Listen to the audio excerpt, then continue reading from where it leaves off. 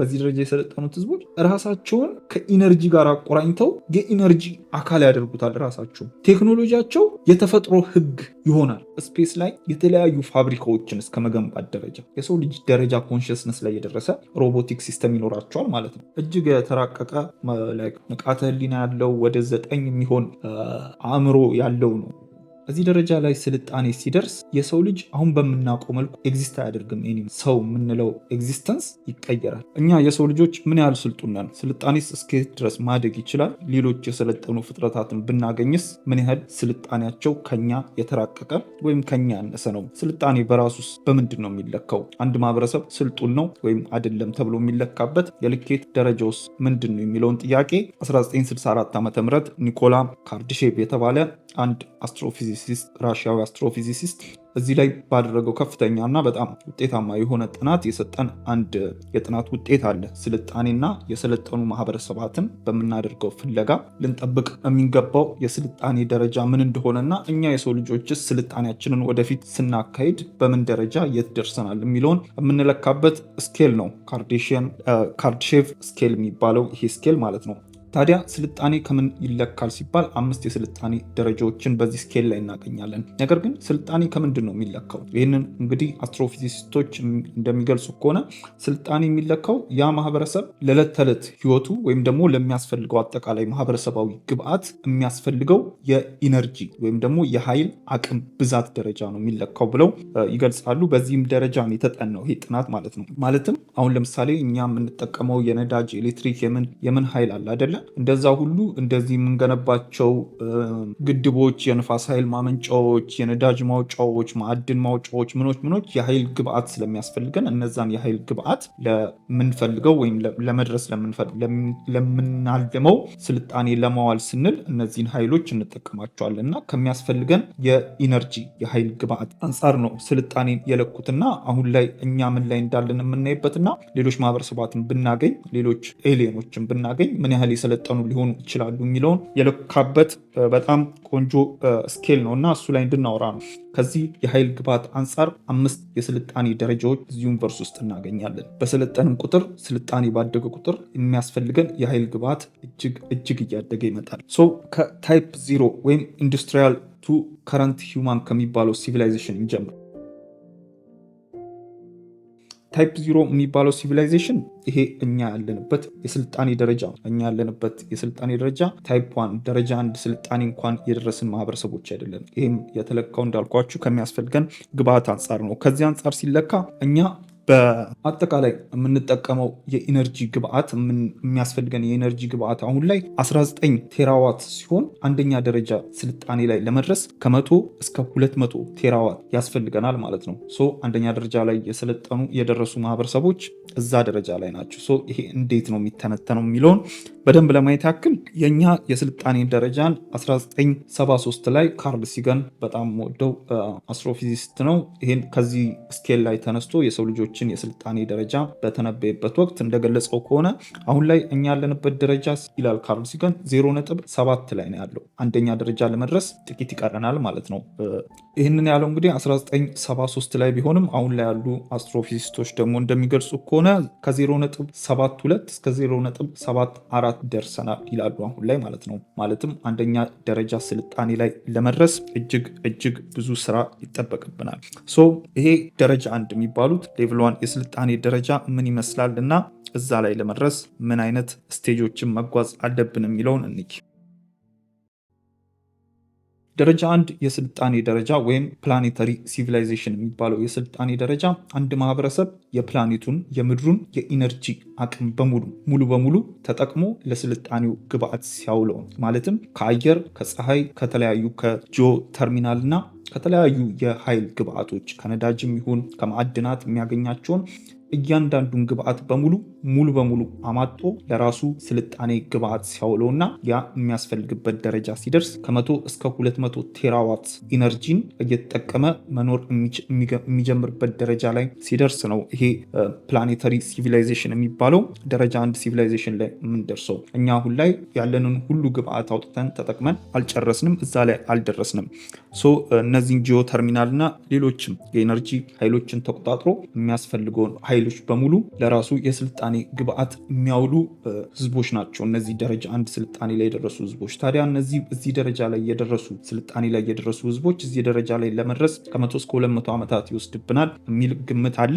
እዚህ ደረጃ ላይ ሲደርስ ስልጣኔ ምን ላይ ይደርሳል? ዌዘርን ኮንትሮል እስከማድረግ የአየር ሁኔታን እስከ መቆጣጠር የሚደርስ ስልጣኔ ላይ ይደርሳሉ። ማለትም የአየር ሁኔታውን በትክክል መተንበይ እና እስከ መቆጣጠር ደረጃ ሊደርሱ የሚችሉ ሄሪኬን የሚባሉት የተለያዩ የተፈጥሮ አደጋዎች ከአየር ሁኔታ ጋር ተያይዘው የሚፈጠሩ አደጋዎችን የሚቆጣጠሩበት ደረጃ ላይ የደረሱ ህዝቦች ናቸው እነዚህ ደረጃ 1 የምንላቸው። እንዲሁም እርዝኩዊክ የመሬት መንቀጥቀጥና መሰል የተፈጥሮ አደጋዎችንም ይቆጣጠሯቸዋል። ቀድመው ፕሪዲክት አድርገው ሀፕን እንዳያደርግ የማድረግ ደረጃ ላይ የደረሰ ስልጣኔ ያላቸው፣ እንዲሁም ያላቸውን የምድር ማዕድናትም ይሁን ማንኛውንም ሪሶርሳቸውን በሚገባ መልኩ በዓለም አቀፍ ደረጃ ማኔጅ ማድረግና በሚያስፈልጋቸውን በትክክል አውቀው የመጠቀም ደረጃ ላይ የደረሱ ይሆናሉ። ይሄም ከግጭት ከምን ከአደጋ እርስ በርስ ከመባላት ሙሉ በሙሉ በሚያወጣቸው መልኩ ተገቢ በሆነ መልኩ ሪሶርሳቸውን የመጠቀም ደረጃ ላይ ይደርሳሉ። እንዲሁም ግሎባል ገቨርኒንግ ይኖራቸዋል። ይሄ ትንሽ አነጋጋሪ ነው። ግሎባል ገቨርኒንግ የሚባለው ይሄ ግሎባል ገቨርኒንግ ምንድን ነው? ግሎባል የሆነ ዩኒፊኬሽንን ይፈጥራሉ፣ አንድነት አብሮነትን ይፈጥራሉ። ማለትም በአንድ ህግና ስርዓት ዓለም ሁሉ የምትተዳደርበት እንዲህ የተለያዩ ሀገራት የተለያዩ አሁን ለምሳሌ ዩናይትድ ኔሽን፣ ኔቶ ምን እንደዚህ እርስ በርስ ተከፋፍለው የሚባሉ ሳይሆን አሁን ለምሳሌ ዩናይትድ ኔሽን ለዚህ ዩኤን አንዱ ማሳያ ነው። ያንን የመሰለ ግን ዓለም አቀፍ የሆነ ስርዓትን መተዳደሪያ ስርዓትን ይገነባሉ። በማህበረሰብ ደረጃም እርስ በርስ ሙሉ በሙሉ የኢኮኖሚ የማህበራዊና የፖለቲካዊ አንድነትን ህብረትን እንዲሁም የኮሚኒኬሽን የንግድ የተለያዩ ኮሚኒኬሽናቸው በአንድ አጥር ስር የታጠረ ይሆናል። ማለትም እርስ በርስ ላለመባላት እጅግ የሚጠቅማቸውን ለሁሉም ዊን የሆነ ማህበራዊ ሲስተምን ይገነባሉ ማለት ነው። ይህም ከጦርነት ከምን እንዲወጡ ያደርጋቸዋልና ኮንፍሊክት ሪዳክሽን ነው የሚፈጥሩት። ይህም ምንድነው? ላርጅ ስኬል የሆነ እንደ ወርልድ ዋር የመሰሉ ጦርነቶች እንዳያጋጥሙ ይህንን የሚከላከልና ከዚህ የሚያወጣቸውን ስርዓትም ገንብተው ይገኛሉ ይለናል ይህ ስኬል ማለት ነው እንደሚነግረን። በዚህ በሚያዳብሩት ዓለም አቀፍ የሆነ ግንኙነት ደግሞ ዓለም አቀፍ የሆነ ባህልን የግንኙነት የስራ የምን ተመሳሳይ የሆነና እርስ በርስ የተላመደን ግሎባል ካልቸርን ይገነባሉ። በዚህ መሰረት ስልጣኔያቸውን ያዳብራሉ ማለት ነው። በኮሚኒኬሽን ደረጃ ደግሞ ግሎባል የሆነ ፈጣን ኮሚኒኬሽንን ይገነባሉ። ዓለም አቀፍ በሆነ ደረጃ ምንም አይነት ሊቆራረጥ ሊል የማይችል በጣም ፈጣን የሆነ የኮሚኒኬሽን ሲስተምን ይገነባሉ ማለት ነው። እንደዚህ አሁን እንዳለን አይነት ኢንተርኔት አይኖራቸውም። እንዲሁም ኤአይ ፓወርድ የሆነ ዲሲዥን ሜኪንግ ሲስተም ይኖራቸዋል። የሚወስኑት ውሳኔ ዓለም አቀፍ የሆነ ውሳኔ ማለትም በጋራ የሚወሰነው ውሳኔ በሙሉ በእነሱ ብቻ አይደለም የሚወሰነው፣ አርቲፊሻል ኢንተለጀንስ ያገዘው ወይም በአርቲፊሻል ኢንተለጀንስ እገዛ የዳበረን ዲሲዥንን ውሳኔ ነው የሚወስኑት። ለዚህም ምክንያቱ ምንድነው? አንድ ሀገር የሚወስነው በራሱ የሚወስነው ውሳኔ ሌላ ሀገርን ያስከፋሉ፣ የሌላ ሀገርን ጥቅም ኢንተረስት ይጎዳሉ። ይሄ ደግሞ ወደ ኮንፍሊክት ያመጣል አያመጣም የሚለውን በሀገር ደረጃ አንድ ሀገር በራሱ ካልኩሌት ማድረግ ሊከብዱ ይችላል። የራሱን ጥቅም ለማስጠበቅ ሲል ሌሎችን ሊጎዳና ወደ ግጭት ስልጣኔያቸውን ወደኋላ መመለስ የሚችልበት ደረጃ ሊፈጠር ስለሚችል ኤአይ ካልኩሌት አድርጎት ዓለም አቀፍ በሆነ ደረጃ ሁሉንም ዊን በሆነ መልኩ ሊያስጠቅምና ወደ ግጭት ሊያስገባቸው የማይችልን ፖለቲካዊ፣ ኢኮኖሚያዊና ማህበራዊ ውሳኔን በኤአይ ታግዘው ነው የሚወስኑት ማለት ነው። ፖለቲከኞቻችን ስራቸውንም ኤአይ ነው የሚሰራላቸው ማለት ነው። ይሄ እጅግ ጠቃሚ ነው በነገራችን ላይ። እንዲሁም ስፔስ ቤዝድ ኢንፍራስትራክቸርን ይገነባሉ። እነዚህ ደረጃ 1 ላይ የደረሱ ማህበረሰባት፣ ስልጣኔ ላይ የደረሱ ማህበረሰቦች ስፔስ ቤዝድ ኢንፍራስትራክቸርን ይገነባሉ። ይህም ማለት ምንድነው?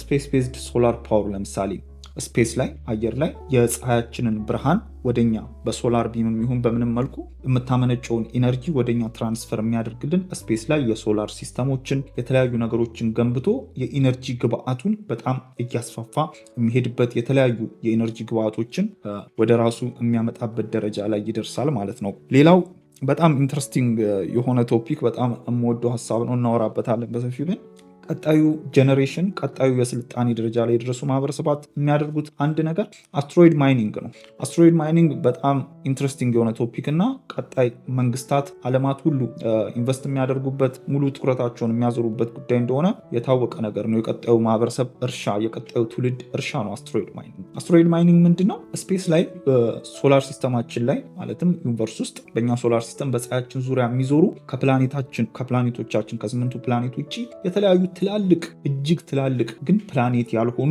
ላይ ድንጋዮች አሉ። የጠፈር ድንጋዮች ማለት ነው። አስትሮይድ ማለት የጠፈር ድንጋይ ነው፣ ግን እጅግ ትልቅ ነው። ፕላኔት አይደለም። እንደ ፕላኔት ስርዓቱን የጠበቀ አዙሪት የለውም፣ ምን የለውም። ለእኛ ራሱ ለመጥፋት አደጋ ሊሆንብን ይችላል። ብዙ ጊዜ ወደኛ የሚመጡ አስትሮይዶች አሉ፣ ትላልቅ ናቸው፣ ሊያጠፉን ላይ ይችላሉ። ከ60 ሚሊዮን ዓመታት በፊት ዳይኖሰርን ያጠፋው እንግዲህ እንደዚህ አይነት ትልቅ አስትሮይድ ነው እና እነዚህ አስትሮይዶች አደጋ ብቻ አይደለም ይዘው የተቀመጡት ሶላር ሲስተማችን ውስጥ እንግዲህ በሺዎች በቁጥር ስፍር የሌላቸው ናቸው፣ ግን በማዕድን የበለጸጉ ናቸው። በትሪሊየንስ ኦፍ ዶላር የሚቆጠር ማዕድንን በውስጣቸው ይዘዋል። የተለያዩ አይነት የማዕድን አይነቶችን ይዘው ይገኛሉ እና እነዚህን ማዕድኖችን ሄዶ ከነዛ አስትሮይዶች ላይ ማይን አድርጎ ቆፍሮ ምንም ብሎ ወደ ምድራችን ማምጣትና ያንን የኃይል ግብአት የማዕድን ግብአቶች ለእኛ ጥቅም ወይም ደግሞ ለዛ ስልጣኔ ጥቅም ማዋል ማለት ነው። ይህ እንግዲህ በጣም ኢንትረስቲንግ የሆነ ቶፒክ ነው። ከዚህ በፊት ስለ ማርስ ጉዞ ባወራንበት እንትን ላይ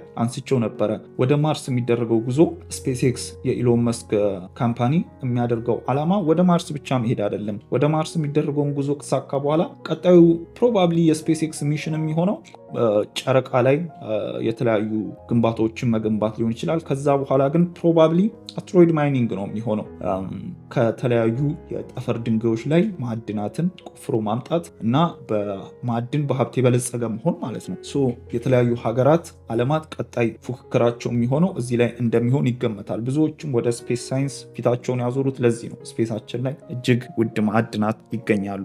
አስትሮይድ ማይኒንግ የደረጃ አንድ ስልጣኔ ላይ የደረሱ ማህበረሰባት የሚሰማሩበት ዋና ስራቸው ነው የሚሆነው። ሌላው ጨረቃ ላይ የተለያዩ ቤዞችን መገንባት የፋክትሪ ሊሆን ይችላል፣ የፋብሪካ ሊሆን ይችላል፣ የጦር ሊሆን ይችላል። የተለያዩ ጨረቃችን ላይ የተለያዩ ቤዞችን ወደ መገንባት ይገባሉ እነዚህ ደረጃ አንድ ላይ የደረሱ ማህበረሰባት ማለት ነው።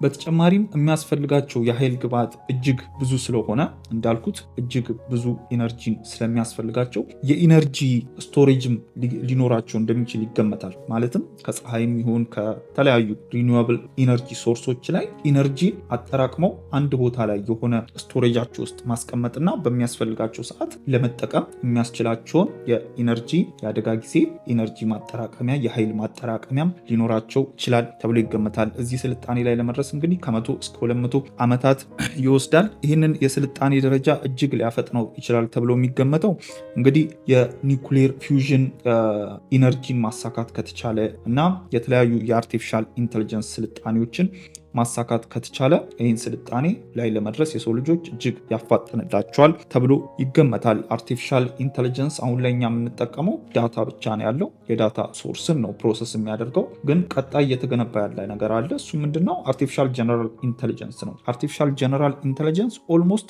ራሱ በራሱ ማሰብ ራሱ የሚችል የአርቲፊሻል ኢንተለጀንስ አይነት ነው እና እንደዚህ አይነት አዲስ የቴክኖሎጂ ብሬክስሩዎች ይህንን ስልጣኔ ያፋጥኑታል ተብሎ ይገመታል። ታዲያ የሚያፋጥነው ብቻ ሳይሆን ይህን የስልጣኔ ደረጃ የሰው ልጆችን ለማድረግ በሚያደርጉ ግስጋሴ ላይ እንቅፋት የሚሆንባቸው ነገርም እንዳለ ይገልጻል ይሄ ስኬል ሲያብራራ። እሱ ምንድን ነው? አንደኛው እዚህ ስልጣኔ ላይ ሳይደርስ የሰው ልጆች ይህንን ማድረግ የማይችሉበት ስልጣኔ ላይ ሳይደርሱ ግሎባል ዋርሚንግ እና ክላይሜት ዲዛስተር የተፈጥሮ አደጋዎች፣ የተፈጥሮ የአየር ሁኔታዎች መበከል እና የተለያዩ ተፈጥሯዊ የሆኑ አደጋዎች እዛ ላይ ፎከስ እንዲያደርጉ ያንን ችግር ለመፍታት ፎከስ እንዲያደርጉ አድርጎ ለስልጣኔ ከሚያደርጉት ግስጋሴ ሊያስቆማቸው ወይም ደግሞ ሊያዘገያቸው እንደሚችል ይገመታል። የተፈጥሯዊ አደጋዎች እና የአየር ሁኔታ መለዋወጦች በተፈጥሮ ደረጃ ይሄ ሲሆን በዋናነት ደረጃ የሰው ልጆች ደረጃ አንድ ስልጣኔ ላይ ለመድረስ የሚያደርጉትን ግስጋሴ የሚያስቆምባቸው ዋነኛው ነገር ጦርነት ነው። ጦርነት የስልጣኔ ጸር ነው። ጦርነት እያለ አንድም ነገር ማድረግ መራመድ አይቻልም።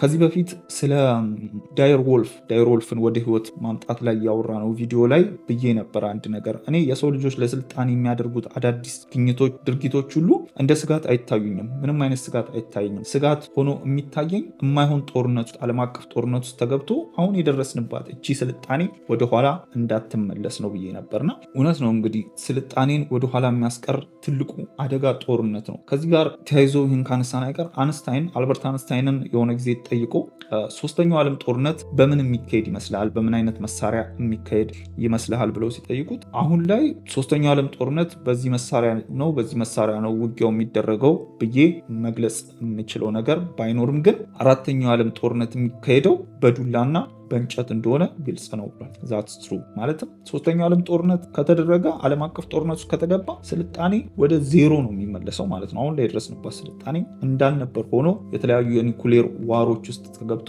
ስልጣኔያችንን ወደኋላ ወደ ዜሮ መመለስ ውስጥ ይገባል። የእኛ ብቻ ሳይሆን የቀጣዩ ትውልድም ስጋት ነው ጦርነት እና ይህንን ስጋት ለመከላከልና ደረጃ አንድ ስልጣኔ ላይ ለመድረስ የትኛውም የስልጣኔ ሂደት ላይ ያለ አካል ከጦርነት የሚያስወጣውን ነገሮች በሙሉ ማድረግ አለበት። ማለትም መጀመሪያ ላይ ያልኳቸውን ነገሮች ማሟላት አለበት።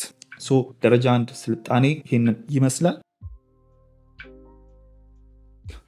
ደረጃ ሁለት ስልጣኔ ስቴለር ሲቪላይዜሽን ይባላል። ደረጃ ሁለት ስልጣኔ ይሄ ስቴለር ሲቪላይዜሽን ኮከብ አዘል ስልጣኔን በለው ኮከብ ተኮር ስልጣኔን በለው። ምክንያቱም ፀሐይ ላይ ያተኮረ ነው። የኢነርጂ ሶርሱን ፀሐይ የሚያደርግ የማህበረሰብ አይነት ነው ይሄ ማህበረሰብ፣ ይሄ ሲቪላይዜሽን።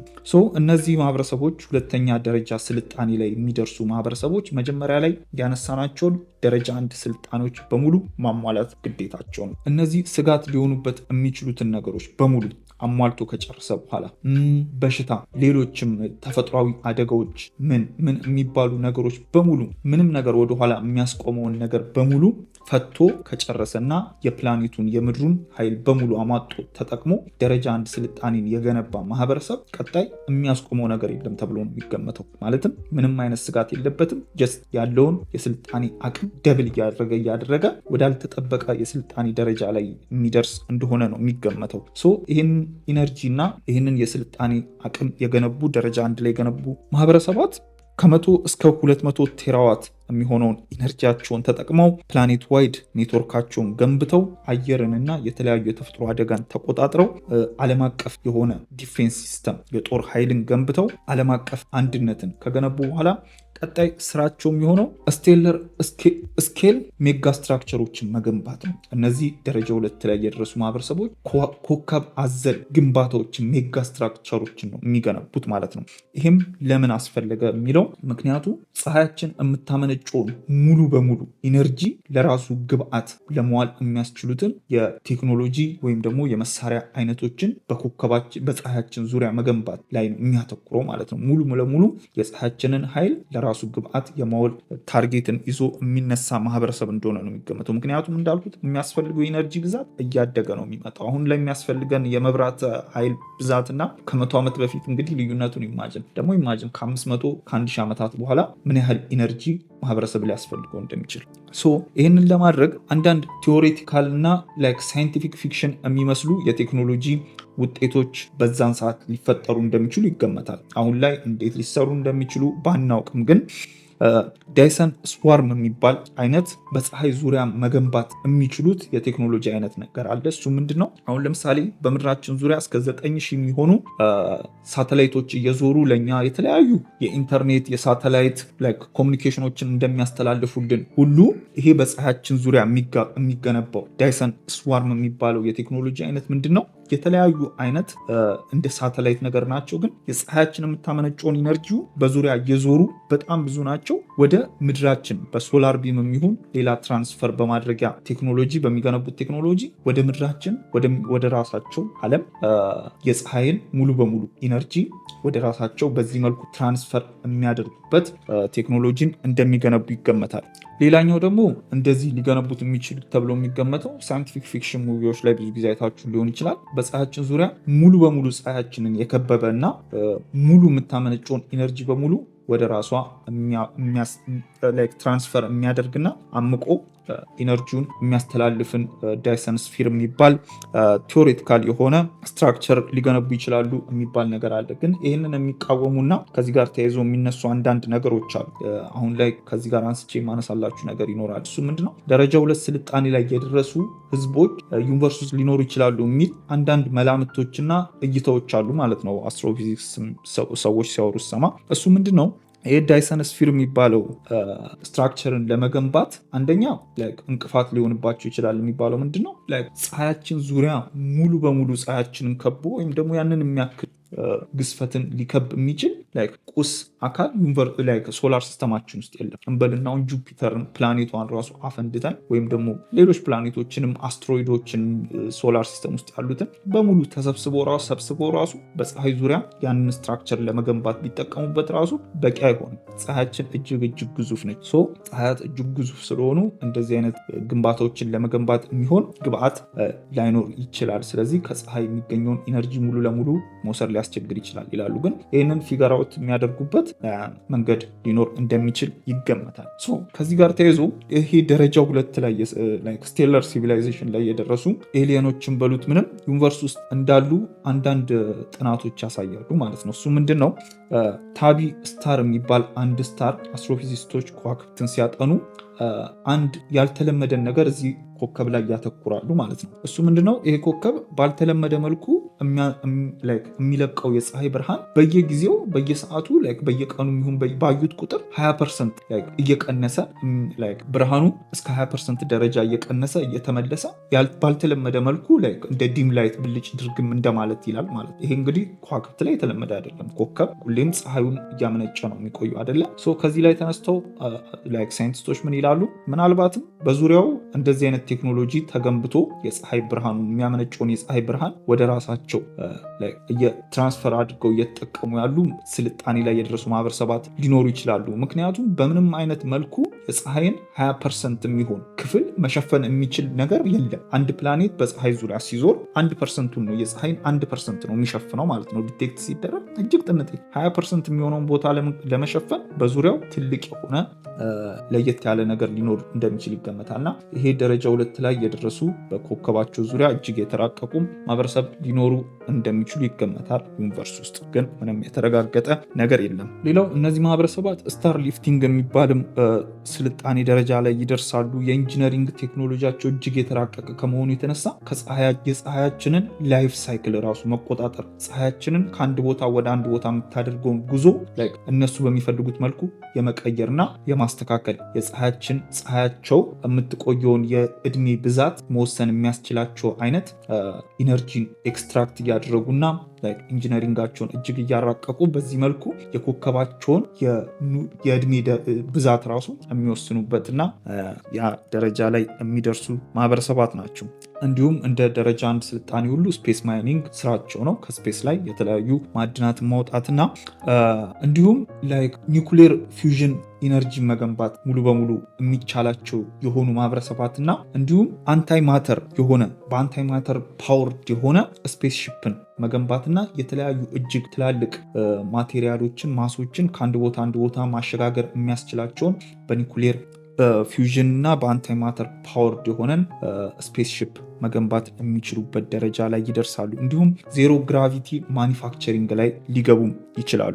እሱ ምንድነው? እጅግ ትላልቅ የሆኑ ስትራክቸሮችን እጅግ ትላልቅ የሆኑ ፋብሪካዎችን መገንባት ስለሚገባቸው የሚያስፈልጋቸው የግብአት ብዛት እጅግ ትልቅ ስለሆነ ምድርን መቋቋም አትችሎ ምድራቸው ላይ ራሱ መገንባት የማይችሉት የፋብሪካ የስትራክቸር የተለያዩ የማኒፋክቸሪንግ ደረጃ ላይ ይደርሳሉ እና ለዚህ ደግሞ ዜሮ ግራቪቲ ማኒፋክቸሪንግ ላይ ሊገቡ ይችላሉ። እሱ ምንድነው? ስፔስ ላይ የተለያዩ ፋብሪካዎችን እስከ መገንባት ደረጃ ዜሮ ግራቪቲ ማኒፋክቸሪንግ እንግዲህ ዜሮ ግራቪቲ እስከሆነ ድረስ የተለያዩ ትላልቅ ማሶችን ማቴሪያሎችን ከአንድ ቦታ አንድ ቦታ ለማሸጋገር ይመቻል ዜሮ ግራቪቲ። ይሄ ዜሮ ግራቪቲ ማኒፋክቸሪንግ እና ስትራክቸር ቢልዲንግ እጅግ ኢንቨስትድ የሚሆኑበት ዘርፍ እንደሆነም ይነገራል። 2ኛ ደረጃ ላይ የደረሰ ማንኛውም ማህበረሰብ ማለት ነው።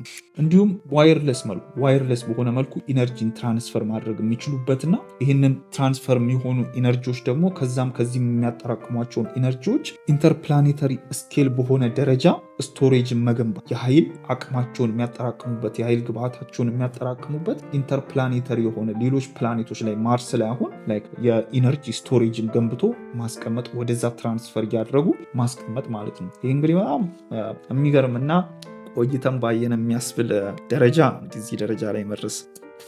ሌላው በኤአይ ማኔጅ የሚደረግ ስፔስ ፋክተር ይኖራቸዋል። ይሄ ስፔስ ላይ የሚገነቧቸው ዜሮ ግራቪቲ ላይ የሚገነቧቸው ሌሎች ኢንተርፕላኔተሪ ላይ የሚገነቧቸው ፋክተሪዎች በኤአይ በአርቲፊሻል ኢንቴሊጀንስ ማኔጅ የሚደረግ እና ሮቦቲክ ማይኒንግ በሮቦት የአስትሮይድ ማይኒንግ ማዕድን ማውጣት በሮቦት ማካሄድ ደረጃ ላይ የሚደርሱበት ደረጃ ሮቦታቸው በሚታዘዟቸው ትዕዛዝ ሄደው ከሌላ አስትሮይድ ላይ ማዕድንን አውጥተው ማምጣት፣ እንደዚህም ፋክተሪያቸውን ኮንትሮል ማድረግ ማኔጅ ማድረግ የሚደርስበት ደረጃ ይደርሳል እና አውቶኖመስ የሆነ ዲሲዥን ሜኪንግ ደረጃ ላይ ይደርሳል። አርቲፊሻል ኢንቴሊጀንሳቸው የሰዎችን ኮማንድ አይጠብቅም። የራሱን ካልኩሌት አድርጎ ይሄን ባድርግ ይሄ ነው ብሎ እንደ ሰው ልጅ አውጥቶ አውርዶ የሰው ልጅ ደረጃ ኮንሽስነስ ላይ የደረሰ ሮቦቲክ ሲስተም ይኖራቸዋል ማለት ነው። የሚያስፈልገውን ነገር በራሱ መልኩ ወስኖ የሚያደርገውን ነገር በሙሉ በራሱ መልኩ አድርጎ አውቶኖመስ የሆነ ገለልተኛ የሆነ የሮቦት ውሳኔ ደረጃ የሚደርስ አርቲፊሻል ኢንቴሊጀንስ ይኖራቸዋል። ይህም ስልጣኔያቸውን እንግዲህ በደንብ ያራቅቋል። እንትን ሊመስል ይችላል፣ የሳይንስ ፊክሽን ምናምን ሊመስል ይችላል ግን ዩኖዋት 500 ዓመት አይሆንም እኛ የሰው ልጆች እዚህ ደረጃ ላይ ደርሰን እንዲህና እናንተ እንዲኮሚኒኬት እያደረግን ያለ ነው። ከሰር አይዛክ ኒውተን ጀምረን እንኳን ብንቆጥር 500 ዓመታት ባልሆነ ደረጃ ነው እዚህ ድረስ ነው እና ዊዝም መቶ ሺዎች እና በሺዎች በደረሱ ዓመታት ደግሞ ይሄ ሊሆን የማይችልበት ደረጃ የሚኖር አይመስለኝም። እንዳልኩት የሚገጥሙትን የጦርነት አደጋዎች መቋቋም ከተቻለ ስቴለር ዲፌንስ ሲስተምን ይገነባሉ። እነዚህ ሁለተኛ ደረጃ ላይ የደረሱ ማህበረሰባት ስቴለር ዲፌንስ ሲስተም ምንድነው? ሶላር ሲስተማችንን ሙሉ በሙሉ በአላቸው የመከላከያ ኃይል የመከላከል አቅም አጠቃላይ የነሱ ምድር ብቻ ሳይሆን ሶላር ሲስተም ውስጥ ያሉ ፕላኔቶችም ሆነ ማንኛውንም አደጋ መቆጣጠርና መከላከል የሚችሉበት አቅም ላይ ይደርሳሉ ማለት ነው። ስቴለር ዲፌንስ ሲስተምን ይገነባሉ። ይህም ማለት ምንድነው? የአስትሮይድ አደጋ ቢደርስ ማስቆም የሚችሉበት አንድ ፕላኔት ላይ የመጥፋት አደጋ የሚሆን የትኛውም አደጋ ተፈጥሯዊ አደጋ ቢደርስ በሶላር ሲስተም ደረጃ እስከ 8 ፕላኔት እና ኮከብንም ዲፌንድ ማድረግ የሚችሉበትና መከላከል የሚችሉበት አቅም ላይ ይደርሳል። እንግዲህ ይህን ሁሉ እንዲያደርጉ የሚያደርጋቸው ያላቸው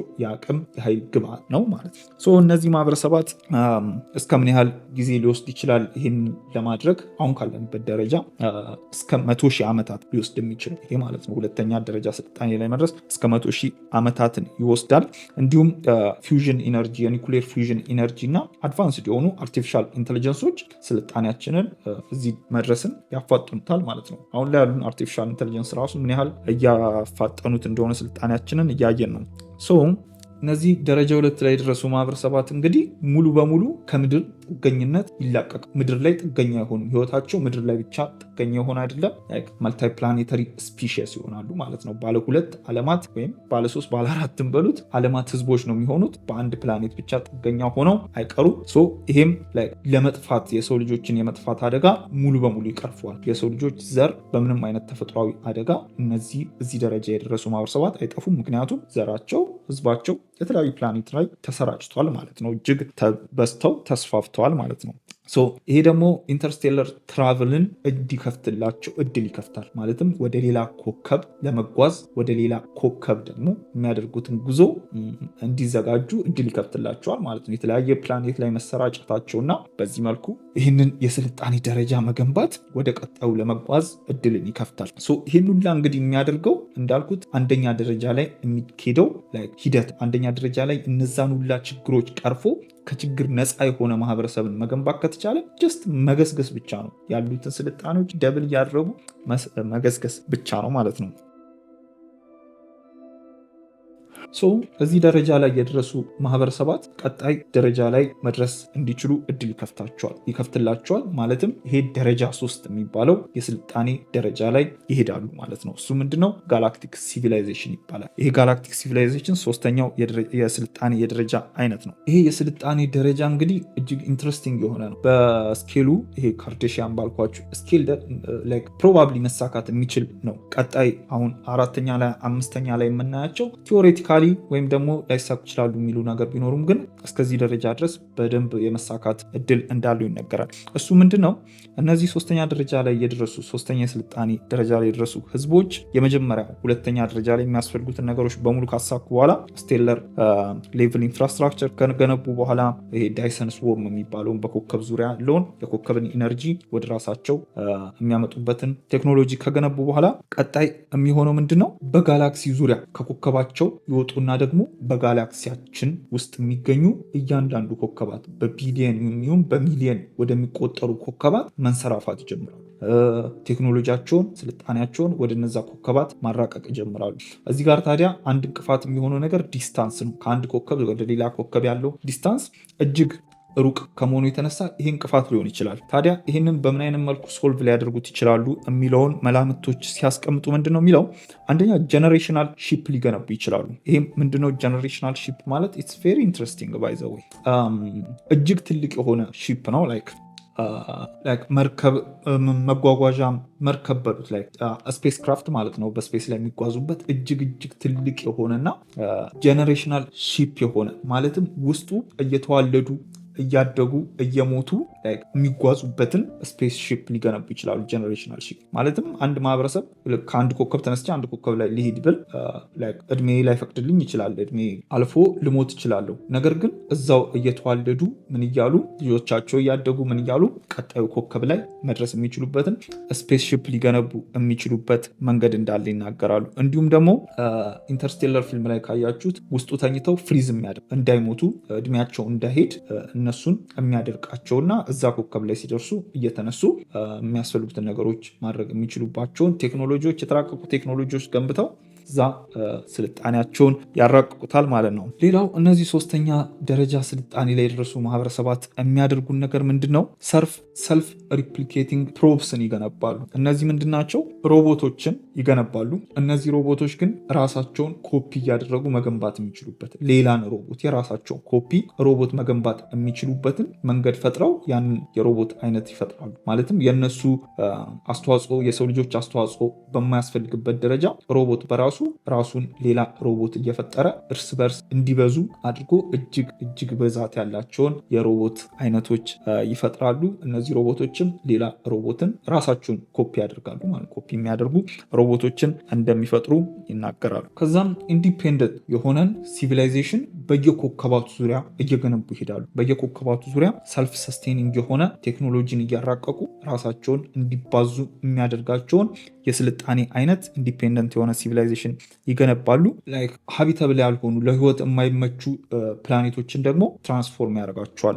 ለህይወት እንዲመቹ እያደረጉ ለራሳቸው በሚመቻቸው መልኩ ነገሮችን መቀየር የሚችሉበት የተለያዩ የተፈጥሮ ህጎችን አሁንም ከምናውቃቸው የፊዚክስ ህጎች አለፍ ያሉ መራቀቅ ላይም እንደሚደርሱ ይገመታል። ለሱም ሌላ የሚያደርጉት ነገር ምንድነው? ኢንተርስቴለር ኮሚኒኬሽን ኔትወርክ እንዲገነቡ እንደሚችሉ ይነገራል። እሱ ምንድነው? ከአንድ ኮከብ ሌላ ኮከብ ያለው የማህበረሰባቸው ክፍል ጋር ኮሚኒኬት የሚያደርጉበት መንገድ እጅግ ፈጣን ይሆን። አሁን እኛ ኮሚኒኬት እንደምናደርገው መልኩ በቢሊየን ርቀት ላይ የሚገኝ ቦታ ላይ ፈጣን የሆነ ኮሚኒኬሽን መገንባት ይችላሉ። ይህን ሊያደርጉ የሚችሉባቸው መንገዶች እንግዲህ የተለያዩ ላይት ስፒድ ሊሚት ወይም ደግሞ ሶላር ቢም ቴክኖሎጂን ተጠቅመው እንዲሁም ኳንተም ኢንታንግልመንት የሚባል አንድ ኮንሰፕት አለ። እሱንም ሊጠቀሙ እንደሚችሉ ይገመታል። እንዲሁም ቮን ቬኑማን ማሽን የሚባልን ነገር ይፈጥራሉ ተብሎ ይገመታል። እሱ ምንድነው? እነዚህ ማሽኖች እነዚህ ቢልዲንጎች ራሳቸውን በራሳቸው የሚያስፋፉ የሚያሳድጉ ያሉትን ሎካል ማቴሪያሎች ተጠቅመው የሚገነቧቸው ቴክኖሎጂዎች የሚገነቧቸው ፋክተሪዎች ምኖች በሙሉ ራሳቸውን በራሳቸው እያሰፉና እያሳደጉ የሚመጡ በዚህም ሂደታቸው ውስጥ ደግሞ በእያንዳንዱ ኮከብ ዙሪያ ይሄ ዳይሰን ስዎርም ያልነውን በኮከብ ዙሪያ እየዞረ የኮከብን ኢነርጂ ወደ እነሱ የሚያስተላልፍላቸውን የቴክኖሎጂ አይነት የቢልዲንግ ግንባታቸውን ሙሉ ጋላክሲያችን ውስጥ ያሉ ኮከባትን በሙሉ ላይ ገንብተው እያንዳንዱ ጋላክሲ ውስጥ ያለውን ኢነርጂ ሙሉ በሙሉ ወደ ራሳቸው ግብአትነት ለራሳቸው ለቀጣይ ስልጣኔ የሚያስፈልጋቸው ግብአትነት ያውሉታል ማለት ነው። ኮከባት በሙሉ የሚያመነጩትን ጋላክሲ ውስጥ ያለውን ኢነርጂ በሙሉ ለራሳቸው የስልጣኔ ግብአት ያሟሉታል። ሌላው ምንድነው? ከሱፐር ማሲቭ ብላክ ሆል እና ከተለያዩ ሌሎች የዩኒቨርስ ፊኖሜናዎች ደግሞ ኢነርጂንም መውሰድ የሚችሉበት ደረጃ ላይ ይደርሳሉ። ከብላክ ሆልም ራሱ ኢነርጂን ለራሳቸው ግብአት ያውላሉ ማለት ነው። እንዲሁም ቅድም እንዳልነው ስቴለር ዲፌንስ ሲስተም እንዳልነው ሁሉ እነዚህ ደግሞ ጋላክቲክ ዲፌንስ ሲስተም ነው የሚገነቡት። የመከላከያ አቅማቸው ጋላክቲክ የሆነ ጋላክሲያችን ሙሉ በሙሉ ላይ የሚፈጠሩ አደጋዎችን ተፈጥሯዊ የሚሆኑ ማንኛውም ሰው ሰራሽ አደጋዎች ሙሉ በሙሉ ፕሪዲክት ማድረግ ቀድሞ መተንበይ የሚችሉበትና መቆጣጠር የሚችሉበት። አሁን ለምሳሌ ሱፐርኖቫ የኮከብ ፍንዳታ ቢፈጠር ያ እንዳይፈጠር ማድረግ የሚችሉበትና መቆጣጠር የሚችሉበት ሳይፈጠር በፊት የሌሎች ስልጣኔዎች ስጋት የሌሎች ማህበረሰባት ስልጣኔዎች ስጋት ሙሉ በሙሉ ስጋት የማይሆንባቸው ደረጃ ላይ የሚደርሱበት ሀያል የሆነ ስልጣኔ ላይ ይደርሳሉ። ጋማሬ ብረስት የሚባል አንድ የኮከብ ስርዓት አለ። እጅግ ስጋት የሆነ ነገር ነው። እሱንም ኮንትሮል ማድረግ የሚችሉበት ደረጃ ላይ ይደርሳሉ። ታዲያ እዚህ ደረጃ ላይ የደረሱ የስልጣኔ አካላት እንበላቸው ሰዎች ማለት ይከብደናል። ከዚህ በኋላ እዚህ ደረጃ ላይ ስልጣኔ ሲደርስ የሰው ልጅ አሁን በምናውቀው መልኩ ኤግዚስት አያደርግም። ሰው የምንለው ኤግዚስተንስ ይቀየራል። እሱ ምንድን ነው? ትራንሴንድ ያደርጋሉ ወደ ኤአይ። ከኤአይ ጋር ራሳቸውን ያቀላቅሉታል። ማለትም የሰውነት ክፍላቸውን የተለያዩ አእምሯቸው ፕሮሰስ የሚያደርግበትን መንገድ ምን ከተለያዩ ከተራቀቁ ቴክኖሎጂዎች ጋር አቆራኝተው ሰውነታቸውን ተፈጥሯቸውን ከቴክኖሎጂ ጋር አጣምረው ራሳቸውን ባዮሎጂካሊ ሰው የምንለው ነገር ሙሉ በሙሉ ተቀይሮ ወደ አዲስ ማንነት የሚመጡበት ደረጃ ላይ ይደርሳሉ። ከኤአይ ጋር መርጅ ያደርጋሉ። ማለትም አእምሯቸው ፕሮሰስ የሚያደርግበት መንገድ በኤአይ የታገዘ ሊሆን ይችላል። አሁን ላይ ለምሳሌ ኒውሮሊንክ የምንለው የኢሎን መስክ ካምፓኒ እየሰራው ያለው ቴክኖሎጂ አለ አይደለ? አይንን ማብራት ደረጃ ላይ የደረሰ ኢማጅን ደግሞ እነዛ ደግሞ ምን አይነት ቴክኖሎጂ ሊገነቡ እንደሚችሉ ማለት ነው። ራሳቸውን የማይደክማቸው ሊያደርጉት ይችላሉ። የማይተኙ እንቅልፍ የማያስፈልጋቸው እንዲሁም የማይሞቱ ባዮሎጂካል ማንነታቸው ሙሉ በሙሉ ቀይረው ራሳቸውን ሙሉ በሙሉ ፖስት ባዮሎጂካል ቢንግስ አድርገው ኢንፋክት ኮንሽስነሳቸውን ንቃተ ህሊናቸውን ማሽን ላይ ማስቀመጥ የሚችሉበት ደረጃ ላይ ሊደርሱ እንደሚችሉ ይገመት። ኮንሽስነስን ማሽን ላይ ንቃተ ህሊናቸውን እነሱነታቸውን ህሉናቸውን ሌላ ነገር ላይ አፕሎድ እያደረጉ መኖር የሚችሉ ይሆናሉ። ሌላ አርቲፊሻል የሆነ ላይፍን ህይወትን መገንባት የሚችሉ ማህበረሰባት ሊሆኑ እንደሚችሉ ይገመታል። ማለትም ስፔስ ላይ እኛ አሁን መኖር የማንችልባቸው ቦታዎች ላይ መኖር የሚችል አንሃቢተብል የሆኑ ሃርሽ የሆኑ ኢንቫይሮንመንቶች ላይ ሰርቫይቭ አድርጎ መኖር የሚችልና እነሱም ማገልገል የሚችል ላይፍን መገንባት የሚችሉበት ደረጃ ላይ እንደሚደርሱም ይገመታል። ይህን ለማድረግ እንግዲህ ሚሊየን ዓመታትን ነው የሚወስዱ። በሚሊየን ዓመታት ሂደት እንግዲህ ዊዶን ኖ 2 ትሪሊዮን ጋላክሲዎች አሉ ዩኒቨርስ። እነዚህ 2 ትሪሊዮን ጋላክሲዎች ውስጥ እዚህ ስልጣኔ ላይ የደረሰ ይኖር አይኖር አናውቅም። ካለ እጅግ በጣም ይገርማል። እስካሁን ድረስ 13.8 ቢሊዮን ዓመት ዩኒቨርሳችን ኖራለች። ከዚህ በኋላም ለምትኖረው ረጅም ዓመታት ውስጥ እንደዚህ አይነት የስልጣኔ ሂደት ሀፕን ሊያደርግ ይችላል። እዚህ ጋር ወደ አራተኛው ከመግባታችን በፊት የሰው ልጆች በማንኛውም አደጋ በማንኛውም ምክንያት ኤግዚስተንሳችን በሆነ ምክንያት ለስልጣኔ በማይመች ደረጃ ቢጠፋ ወይም ደግሞ በዚህ መልኩ መጓዝ የማንችልበት ደረጃ ላይ ብንደርስና ወይም የሰው ልጆች ብንጠፋ እንበል፣ ቀጣዩን ስልጣኔ ምድር ላይ ሊገነባ የሚችል ማን ሊሆን ይችላል ብላችሁ ታስባላችሁ? ቢኮዝ ሌላ ቪዲዮ ላይ ይህንን ነገር ነካ አድርጌው ነበር። እዚህ ጋር ላንሰው። እዚህ ደረጃ ደርሰን ይህን ሁላ ካወራን አይቀር ደፍሮ መግባት ነው። እሱ ምንድነው? ብዙ ጊዜ ከሰዎች ጋር ሰወራ የምላቸው ነገሮች አሉ።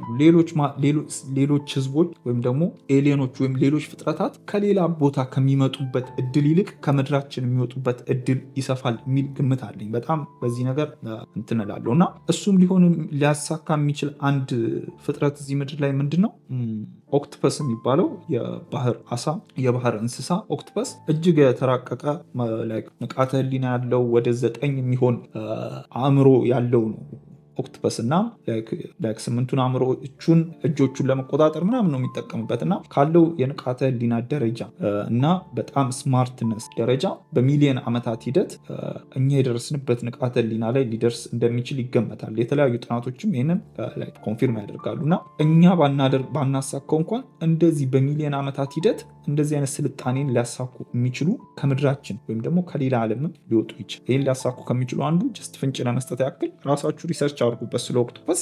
ኦክቶፐስ የሚባለው የባህር እንስሳ ካለው ንቃተ ህሊና ኢንቴሊጀንስ የተነሳ ይሄንን ሊያሳካ ይችላል፣ እንደኛ በዝግመተ ለውጥ ሂደት ተለውጦ ማለት ነው።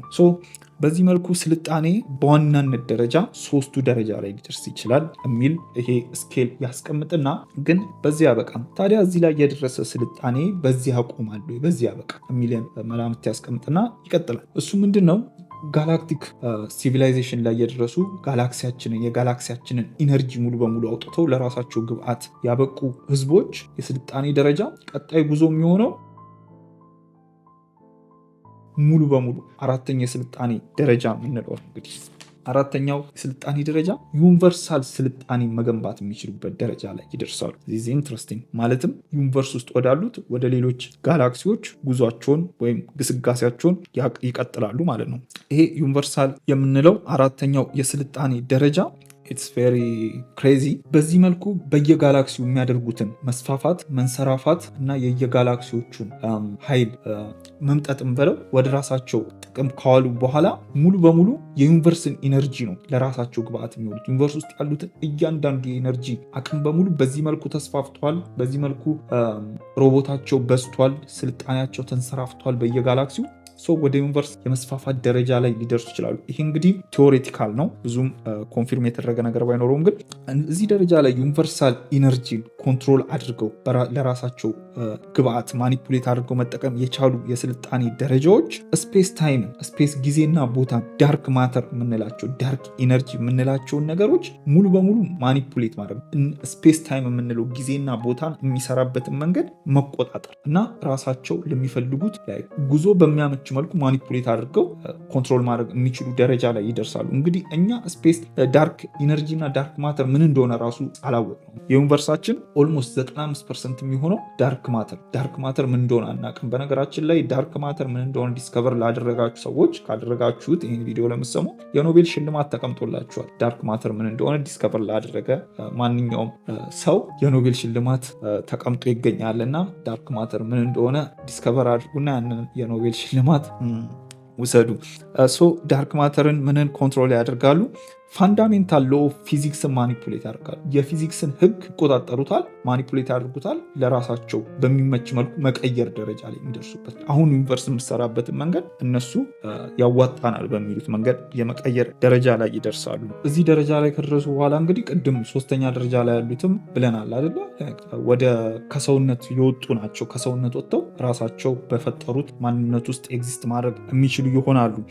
ዲጂታል ማይንድን ይገነባሉ። ዲጂታል ማይንድ ውስጥ ኤግዚስት አድርገው ከኤአይ ጋር ራሳቸውን አጣምረው እስከ ዳይሜንሽናል ቢንግ እስከመሆን ደረጃ ላይ ሊደርሱ ይችላሉ። ሌላ ዳይሜንሽንን ዲስከቨር ሊያደርጉ ይችላሉ። እኛ እንግዲህ አሁን 4 ዳይሜንሽን ያለን አይደለም፣ ሌላ እኛ ከምናውቀው ስፔስ ታይም ውጭ የሆነ ዳይሜንሽን ዲስከቨር አድርገው በዛ ዳይሜንሽን ውስጥ ኤግዚስት ማለት ያን ዳይሜንሽን ማኒፑሌት ኮንትሮል ማድረግ የሚችሉበት ደረጃ ላይ ይደርሳሉ። ይህን ሁላ ሲያደርጉ እንግዲህ ዩኒቨርሳል የሆነ ኢነርጂን እየተጠቀሙ ነው። ይህ ብቻ ሳይሆን ጋላክሲን ማጥፋት የሚችሉበት፣ ጋላክሲን ዲስትሮይ ማድረግ። አንድ ሙሉ ጋላክሲን እንግዲህ ተኪዶም አይጨረስም አይደለ? እነሱ ግን ማጥፋት፣ ጋላክሲን ዲስትሮይ ማድረግ የሚችሉ ናቸው እነዚህ ሲቪላይዜሽኖች ማለት ነው።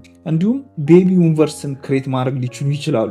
በደረሱበት የስፔስ ታይም እና የፊዚክስን ሎ ኮንትሮል ማኒፑሌት፣ ዳርክ ኢነርጂ ዳርክ ማተርን ዲስከቨር ከማድረግ ከምን ተነስተው የራሳቸውን ትንሽ ዩኒቨርስ ሌላ ዩኒቨርስ ራሱ ፈጥረው ኮንትሮል ማድረግ የሚችሉበት፣ በሚፈልጉት መልኩ ሌላን ዩኒቨርስ ራሱ ክሬት ማድረግ ሊችሉ ይችላሉ። እንዲሁም ታይም ትራቨልን ማድረግ የሚችሉ ስልጣኔዎች ናቸው። በጊዜ ላይ መጓዝ መመላለስ በደንብ ይችላሉ። እንዲሁም ብላክ ሆልን ክሬት የማድረግና ኮንትሮል እስከማድረግ ደረጃ ላይ ይደርሳሉ ይለናል። እንዲሁም የፊዚክስን ህጎችን እነዚህም የፊዚክስን ህጎችን እንደ አዲስ መጽሐፍና በሚፈልጉት መልኩ አዲስ የፊዚክስ ግን የመጽሐፍ ደረጃ ላይ ይደርሳሉ። በዚህ መልኩ እዚህ ደረጃ ላይ ከደረሱ በኋላ እንግዲህ ቀጣዩ መልታ ዩኒቨርስ ሲቪላይዜሽን ነው የሚባለው፣ 5ኛው የምንለው የስልጣኔ ደረጃ ከዚሁ ጋር አብሮ የተቆራኘ ነው። 4ኛውና 5ኛውን የስልጣኔ ደረጃ አብሮ ያያይዙታል። ምን ይላሉ? የዚህ ደረጃ ላይ ካለፉ በኋላ ስልጣኔ የሚባል ነገር አይኖራቸውም። ማለትም መልታይ ዩኒቨርስ ይሆናሉ። ወደ ሌላ ዩኒቨርስ መጓዝ ይጀምራሉ። የራሳቸውን ቤቢ ዩኒቨርስ፣ ሚኒ ዩኒቨርስ መፍጠር ይችላሉ። ማጥፋት ይችላሉ።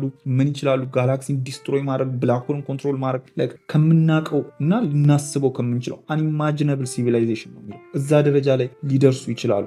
ይሄ ብቻ ሳይሆን እነዚህ የስልጣኔ ደረጃዎች ኦልሞስት አምስተኛ ደረጃ ላይ የሚባሉ የመጨረሻ ደረጃ ላይ የሰለጠኑ ደረጃዎች ጋድ ሌቭል ሲቪላይዜሽን፣ ጋድ ሌቭል የሚባለው የፈጣሪ ደረጃ ስልጣኔ ላይ ነው የሚደርሱ። እሱ ምንድን ነው እንዳልኩት ከዛ በላይ የሚሄዱት የስልጣኔ ደረጃ የሚገነቡት ቴክኖሎጂ የለም። ምንድን ነው የሚሆኑት? እነዚህ በዚህ ደረጃ የሰለጠኑት ህዝቦች ራሳቸውን ከኢነርጂ ጋር አቆራኝተው የኢነርጂ አካል ያደርጉታል። ራሳቸው ቴክኖሎጂያቸው የተፈጥሮ ህግ ይሆናል ማለትም ከተፈጥሮ ህግ ውጭ የሆነ ራሳቸው የሚፈጥሩት ምናምን እንትን የለም። ስልጣኔያቸውን፣ ማንነታቸውን፣ ኢነርጂያቸውን፣ ኮንሽስነሳቸውን ከዩኒቨርስ ጋር አቆራኝተው ከኢነርጂ ጋር አቆራኝተው እያንዳንዱ ቦታ ላይ ኤግዚስት ማድረግ የሚችሉበት የዩኒቨርስ አካል ራሳቸውን ያደርጉታል። በዛ ውስጥ እኛ ከምናውቀው ኤግዚስተንስን እኛ አንደርስታንድ ከምናደርገው ውጭ በሆነ መልኩ ኢነርጂ ውስጥ ኤግዚስት ማድረግ ይጀምራሉ። እዛ ደረጃ ስልጣኔ ራሱን አጥቶ ዩኒቨርስ ውስጥ ይገባል። አሁን የምናውቀው ንቃተ ህሊና ምን ኢነርጂ የእነሱ ማንነታቸው የሁላ የሰበሰቡት ኢነርጂ ራሱ ኢነርጂ ውስጥ ተመልሶ እንዲገቡ ያደርጋቸዋል መጨረሻ ላይ። ከዚህ ላይ እነሱና አንዳንድ ሰዎች ምን ይላሉ? ሲሙሌሽን ቲዮሪ እዚህ ጋር ነው የሚመጣው ብዙ ጊዜ። ታዲያ አሁን ያለንበት ዩኒቨርስ እነዚህ አካላት በዚህ ስልጣኔ ላይ የደረሰ አካል የገነባው በራሱ ስፔስ ታይም እና የፊዚክስ ሎ ናቹራል ሎ የምንላቸው ነገሮች እነዚህ ይሄ የስልጣኔ ደረጃ የገነባው ዩኒቨርሳል ሲቪላይዜሽን ቢሆንና እኛ እዛ ውስጥ ኤግዚስት እያደረግን ያለን ብንሆንስ የሚለን ያነሳል። መላምትን እንዳላወዛግባቸው ኢትስ ካይንድ ኦፍ ኢንትረስቲንግ አይደለም? ስልጣኔ በዚህ መልኩ አንዴ መገስገስ ከጀመረና እዚህ ደረጃ መጓዝ የሚችል ከሆነ እንግዲህ ታይፕ 4 እና 5 የምንለው ቢሊየንስ ኦፍ ይርስ የሚወስድ ስልጣኔ ቢሊየንስ ዓመታት። በዚህ የቢሊየን ዓመታት ስልጣኔ ውስጥ በዚህ መልኩ ዩኒቨርሳል ሲቪላይዜሽን ክሬት ያደረጉ የስልጣኔ አካላት የገነቡት ዩኒቨርስ ውስጥ እኛ ኤግዚስት አድርገን እነሱ ኮንትሮል የሚያደርጉት ሲስተም ውስጥ እኛ ልናውቀው ማንችለው አንሪኮግናይዘብል ነው የሚሉት ሪኮግናይዝ ማድረግ የማይቻል ተፈጥሮም እና እነሱን መለየት አይቻልም። ተፈጥሮ ይሆናሉ ራሳቸው ማለት ኢነርጂ ይሆናሉ። የፊዚክስ ሎዎችን ስፔስ ታይም ምን የምንለውን ራሳቸው በሚፈልጉት መልኩ ማኒፑሌት ክሬት ያደርጋሉ። ብላክ ሆልን ክሬት ዲስትሮይ ያደርጋሉ። ምንም እነዚህ አካላት ቢሆኑስ እዚህ ውስጥ ቢሆንስ ያለ ነው እሳቤን የሚያነሱ ሰዎች አሉ። እንግዲህ ይህንን ይመስላል አምስቱ የስልጣኔ ደረጃ ምን ሊመስል እንደሚችል። ካርዳሼቭ ስኬል ይባላል። 1964 ላይ ነው ጥናቱ ተደርጎ የወጣው። አሁን ድረስ እንግዲህ ከዚህ ላይ ተነስተን ነው ስልጣኔያችንን ሜዥር የምናደርገው። ይህን ይመስላል። ኢትስ ካይንድ ኦፍ ኢንትረስቲንግ። እዚህ ድረስ ከቆያችሁ እንግዲህ እስቲ ኮመንት ላይ ደብሊው እዚህ ድረስ መቆየታችሁን እንዳቅ እንደለያችሁ ደብሊው እያደረጋችሁ ኮመንት አድርጉ። ሌሎች ማስተያየታችሁን ጻፉልኝና አንድ ጥያቄን ጠይቄ ላብቃ። የማህበረሰብ ስልጣኔ በዚህ ደረጃ በሚያስፈልገው የኃይል ግብአት ብዛት የሚለካ ከሆነ እና የማህበረሰብ የስልጣኔ ደረጃ በዚህ መልኩ የሚከፋፈልና በዚህ መልኩ የሚያድግ ከሆነ የአንድ ግለሰብ የስልጣኔ መለኪያው ምንድን? አንድ ግለሰብ ኢንዲቪዥዋሊ እንደ ግለሰብ ሰልጥኗል አልሰለጠነም ብለን የምንለካበት የመለኪያ መስፈርት ምንድን ነው መሆን ያለበት? ምንስ ነው? ከዚህ የምታውቁትን የማላውቀው ነገር ካለ እንዲሁም አንድ ግለሰብ በግለሰብ ደረጃ ሲሰለጥን እስከምን ድረስ መሰልጠን ይችላል? ከየት ድረስ መድረስ ይችላል? ቲንክ ካነበበው መጽሐፍ ብዛት ነው? ካሳካው የስልጣን እንትን ነው? አይመስለኝም። ትንሽ ለየት ያለ ምልከታን የሚፈልግ ይመስለኛል። የግለሰቦችስ የስልጣኔ ደረጃ በየግለሰቡ ደረጃ ከተለካ ከምን አንጻር ተነስቶ መመዘን ይገባዋል? እንዲሁም እስከየትስ ሊደርስ ይችላል የግለሰቦች የንቃተ ህሊና ስልጣኔ? በጣም ነው የማመሰግነው። ሰብስክራይብ፣ ላይክ፣ ኮመንት፣ ሼር አድርጉ። በጣም አመሰግናለሁ። ቴንክ ባይ